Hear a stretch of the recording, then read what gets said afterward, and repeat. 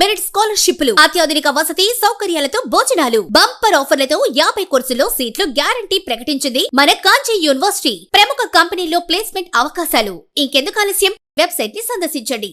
వివరాల కోసం నంబర్లకు కాల్ చేయండి.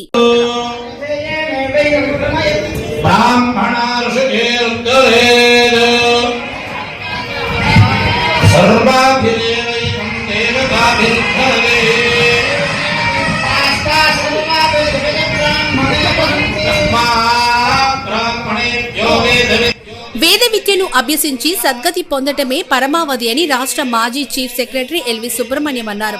విద్యలకు నిలయమైన విజయనగరంలోని ఆధ్యాత్మిక కేంద్రం అయిన శంకరమఠంలో కంచి కామకోటి 65 పీఠాధిపతి జగద్గురు శ్రీ సురేంద్ర మహాసరస్వతి పుణ్యతిథి కార్యక్రమం సందర్భంగా ఆధ్యాత్మిక భాష్యం జరిగింది.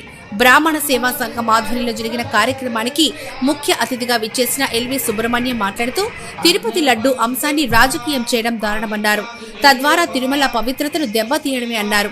ప్రతి వ్యక్తికి గురువు మార్గదర్శి అని, ఈ పరాభవనామ సంవత్సరంలో ఉన్నతమైన ఆలోచనలతో వేద విద్యను అభ్యసించి హైందవ సంస్కృతిని గౌరవించడమే సర్వప్రధాయిని అని ఎల్వి సుబ్రహ్మణ్యం సూచించారు. ఈ కార్యక్రమంలో బ్రాహ్మణ సేవా సంఘం నేత టివి శ్రీనివాస్, ఎఫ్ఎఫ్ఏ కార్యదర్శి డాక్టర్ మండపాక రవి, జేవీఎస్ శర్మ, మంత్రి ప్రగడ రవికుమార్, కేవీఎన్ పంతులు తదితరులు పాల్గొన్నారు.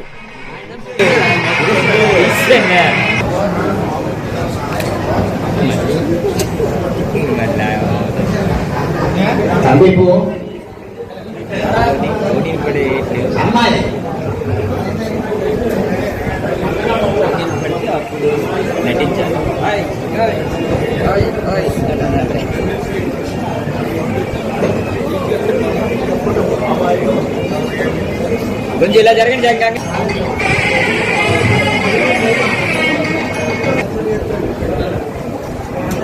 సార్ కూర్చోండి. శ్రీ గురుభ్యో నమః. భావిస్తూ వేదికను అలంకరించిన పెద్దలందరికీ నా నమస్కారాలు. పేరు పేరున వారు నాపై వర్షింపజేసిన ఆశీర్వచన బలంతో అనుగ్రహిస్తారు. మనందరం ఇవాళ 65వ కంచి కామకోటి పీఠాధిపత్యం వహించిన ఆ స్వామివారిని జ్ఞాపకం చేసుకుంటూ వారు జరిపిన విజయ యాత్రని జ్ఞాపకం చేసుకోవడానికి మనందరం ఇక్కడికి వచ్చాం.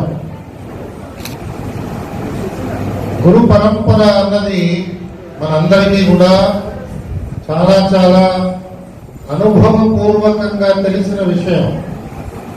ప్రతి ఇంట్లో ప్రతి సాధకుడికి ఒక గురువుతో ప్రత్యక్షమైన సంబంధం, ఆ గురువు యొక్క అనుగ్రహం వల్ల జీవితంలో నేర్చుకోవాల్సిన ఆ సత్యాన్ని నేర్చుకోవడం, ప్రాణం ఉత్క్రమణం అయ్యే సమయానికి ఉన్నతమైన స్థితికి చేరడానికి ఈ గురు పరంపర మనందరికీ సహాయకారిగా ఉంది.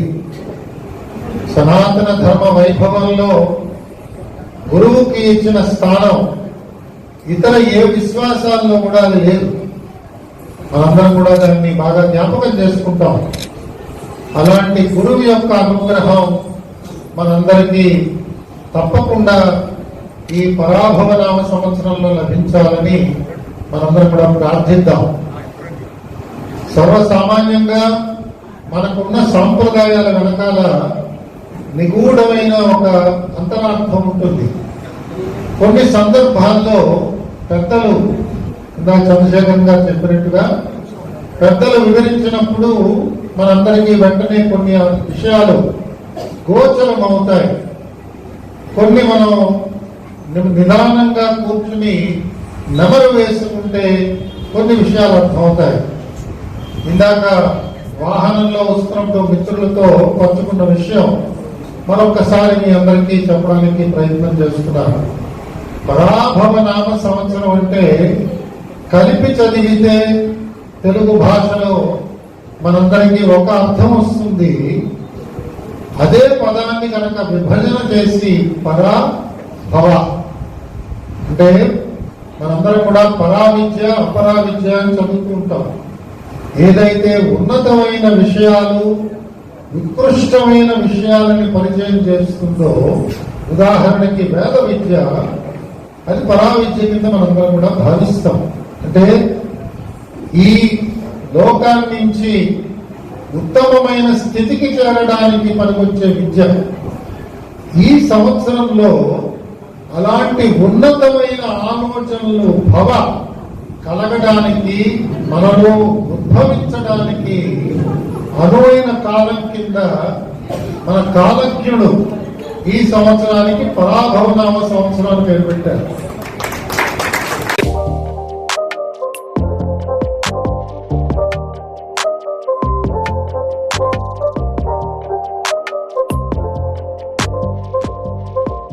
బాధ్యత ఉన్నది అని నేను గుర్తిస్తున్నాను. సత్యం చెప్పడానికి ఎప్పుడు సందేహించను. ఎవరికైనా నేను సత్యం చెప్పడం వల్ల బాధ కలిగితే క్షమతవ్యుణ్ణి, కానీ సత్యమే పలకాలి. ధైర్యంగా ఉన్నది ఉన్నట్టుగా చెప్పగలగాలి. అది బ్రాహ్మణ జాతి యొక్క నిదర్శనం. మనం వాళ్ళకి వీలుగా మాట్లాడటం, వాళ్ళకి సహాయంగా ఉంటుందని ముహూర్తం మార్చేయడం, వాళ్ళ పిల్లాడికి బాగా భవిష్యత్తు కనిపిస్తుందని చెప్పి జాతకాన్ని సరిదిద్దడం, ఇది మన జాతి చేసే పని కాదు. మన జాతి ఎప్పుడు కూడా నిర్భయంగా ఉన్నది ఉన్నట్టుగా చెప్పాలి. అది ఇవాళ మనకి పంచాంగ శ్రవణంలో వారు చేసి చూపించారు. అంటే పంచాంగం మనకి మన మార్గం చూపిస్తుంది.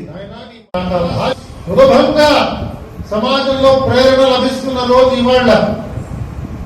ఎవరైతే అలాంటి దుష్కర్మ చేస్తున్నాడో వాడు మరుజన్మలో అనుభవిస్తున్నా కూడా దాన్ని చూసి మనం నేర్చుకోవట్లేదు.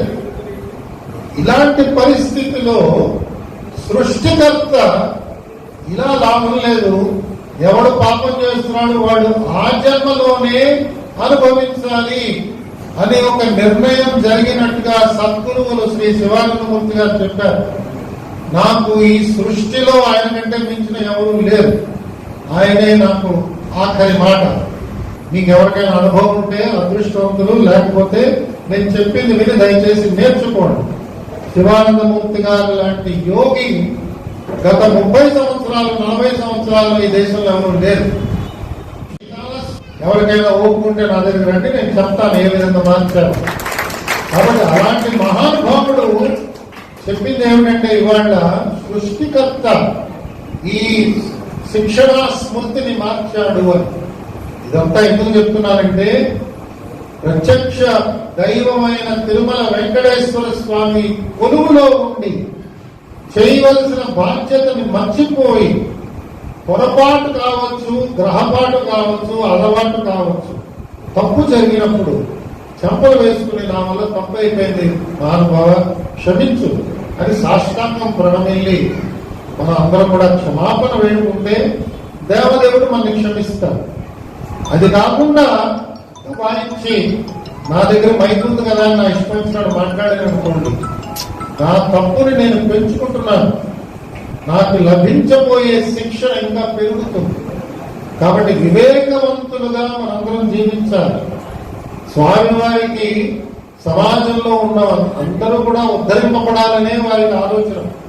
శంకర మఠంలో మనం కూర్చున్నప్పుడు పరమాచార్య గురించి మనం జ్ఞాపకం చేసుకుంటాం. పరమాచార్య దృష్టి ఎలా ఉండేది? అందరినీ ఉద్ధరించాలి, అందరూ మార్గంలోకి రావాలి, అందరూ సన్మార్గవంతులు అవ్వాలి. ఎవరో 10 మంది ముందు వరుసలో కూర్చున్న వాళ్ళు వేదం నేర్చుకుని వాళ్ళకే ఉత్తమ స్థితికి వచ్చిందనుకోండి, మనందరి సంగతి ఏమిటి? కాబట్టి సమాజంలో అందరినీ కూడా ఉద్ధరింప చేయాలనే దృష్టితో ఇవాళ ఆలోచన చేయాలి. కాబట్టి పాపులు కూడా మన బంధువులే. ఇవాళ తిరుపతి లడ్డూలో ఎవరైతే కాలుష్యం చేశారో వాడు ఈ సమాజంలో వాడే, వాడు కూడా మన దూర బంధువు కింద మారుతాడు. కాబట్టి అందరి గురించి మనం మాట్లాడుతున్నాం కాబట్టి ఈ విషయాన్ని నేను ప్రస్తావన చేస్తున్నాను, వేరే దృష్టితో కాదు. ఈ సమాజంలోనే జీవిస్తున్న మన అందరం కూడా సన్మార్గంలోకి వెళ్ళాలి, సద్బుద్ధి దానికి భగవంతుడు ప్రసాదించాలి, అందరినీ కూడా ఆ విధంగా స్వామివారు మనని కరుణించాలి. ఈ రాబోయే పరాభవ నామ సంవత్సరంలో అందరం కూడా ఉత్తమమైన ఆలోచనలోకి వెళ్ళాలి. సమాజ శ్రేయస్సు గురించి అందరం కూడా ఆలోచన చేయాలి. పూజ్య గురుదేవులు సద్గురు శివానందమూర్తి గారు అందుకే ఎప్పుడు ఆయన తొలి పలుకు చెప్పేది ఎప్పుడు ఏమిటంటే సర్వే సుజనా సుఖినో భవంతు, సర్వే జన సుజనా భవంతు.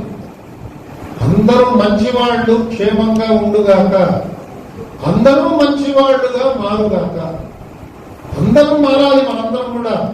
అది బ్రాహ్మణ జాతి యొక్క బాధ్యత. సమాజంలో ఇవాళ ఉన్నది ఏమిటంటే అందరి గురించి మనం ప్రార్థన చేయకుండా నా మేలు నేను చూసుకుంటున్నాను, నేను మా ఇంట్లో రుద్రపారాయణ చేస్తున్నాను, లేదా రోజు నేను తప్పకుండా నా సంధ్యావందనం చేసుకుంటున్నాను, లేదా అమ్మవారి స్తోత్రం చేసుకుంటున్నాను, కానీ సమాజం గురించి కూడా నేను ఆలోచన చేస్తా.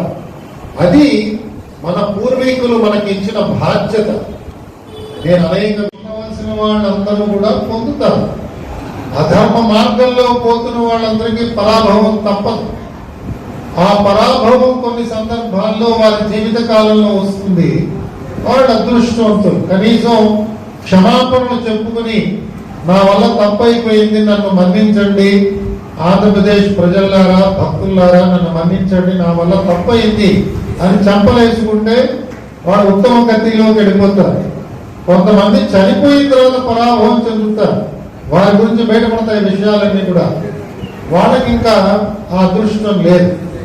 కాబట్టి ఏ విధంగా చూసినా కూడా మన బొందులో ప్రాణం ఉన్నప్పుడు సమాజం కనుక వెలివేసింది అనుకోండి, వీడంటే ఎలా తయారయ్యాడు, చదువుకున్నవాడు, వీడి విధంగా ప్రవర్తించాడు, వీడికి మేమందరం కలిసి ఒక మంచి స్థానాన్ని కల్పించాం, ఈ విధంగా ప్రవర్తించాడు ఏమిటి అని నలుగురు మన గురించి చెడుగా మాట్లాడినప్పుడు మనలో కనుక పశ్చాత్తాపం రాలేదనుకోండి. మనం చూస్తున్నాం ఈ మధ్యకాలంలో తిరుమల తిరుపతి దేవస్థానం ప్రసాదంలో కాలుష్యం చేరింది. అయ్యా క్షమించండి, తప్పైపోయింది. ఆ దేవదేవుడి దగ్గరికి వెళ్ళి అంగ ప్రదక్షిణం చేసుకునో లేదా తలనీలాలు ఇచ్చో నా వల్ల తప్పైపోయింది స్వామి క్షమించు అని ఒక్క మాట ఒక్క రోజు ఒక్క నిమిషం చేసుంటే ఎంతో అదృష్టం కలిగేది వాళ్ళందరికీ. ఎవరు చేశారో వాళ్ళకి. అదేం లేదండి, ఇందులో కాలుష్యమే లేదు. వారు ఎవరైతే మాట్లాడుతున్నారో వారి జీవిత కాలంలోనే మన జీవిత కాలంలోనే వాళ్ళు పడబోయే శిక్ష మనందరం చూస్తాం. ఇది పెద్ద మనం దాని గురించి పెద్ద ఊహించుకోవాల్సిన అవసరం లేదు. మా గురువు గారు కందుకూరి శివానందమూర్తి గారు వారు స్వయంగా చెప్పారు అనేక సందర్భాల్లో, ఈ రోజు దేవుడు ఏర్పాటు చేసిన అంటే కాలచక్రం ఏర్పాటు చేసిన శిక్షణా స్మృతి దాన్ని మార్చారు. ఎందుకు మార్చారంటే మన తెలివితేటలను బట్టి. ఇవాళ మనం సమాజంలో ఎవరికైనా ఏ రకమైన ఇబ్బంది కలిగినా మనం ఎవరు కూడా ఇది బహుశా నేను నా పూర్వజన్మలో చేసుకున్న అకృత్యాల వల్ల నాకు సంభవిస్తున్నది అని మనం ఎవరు భావించుకోవట్లేదు. ఒకవేళ అంగవైకల్యం సంభవించింది లేదా వేరేదో దురదృష్టం లభించింది, మనం ఎప్పుడు కూడా దాన్ని అంతర్మథనం చేసుకుని నా గత జన్మలో నేను చెయ్యకూడని పని చేశాను, నా కాలితో నేను ఎవరినో పెద్దవారిని తన్నాను, చాలా చెడ్డ పని చేశాను, నా తల్లిదండ్రులు నాకు సూచించినా కూడా నేను క్షమాపణ వేడుకోలేదు, మరు జన్మలో కాలు లేనివాడిగా జన్మించాను. కాలు లేనివాడిని నేను చూసినప్పుడు నేను జాగ్రత్తగా నా కాళ్ళని నేను ఉపయోగించుకోవాలి సమాజంలో. ఈ విధంగా మనందరం కూడా మంచి చర్యలు చేయడానికి, మంచి ఆలోచనలు చేయడానికి ఇవన్నీ మనకి దోహదపడేది. ఇవాళ అలా కనిపించట్లేదు మనకి. మహాపాపాత్ముల్ని కూడా ఆదర్శంగా తీసుకుంటున్న సమాజం ఈరోజు. మనందరికీ తెలుసు, వాళ్ళ చిట్టా తెలిస్తే ఎలాంటి పాపాలు చేశారో. దేవుడికి సంబంధించిన భూములు ఆక్రమించిన వాడు ఒకడు, పక్కింటి వాడి భార్యతో లేచిపోయిన వాడు ఒకడు, సొంత తమ్ముండే చంపించిన వాడు ఒకడు, ఇలా దుర్మార్గాలు చేసుకుంటూ సమాజంలో చలమణి అవుతున్న వాడు మనకు చాలా మంది కనిపిస్తున్నారు.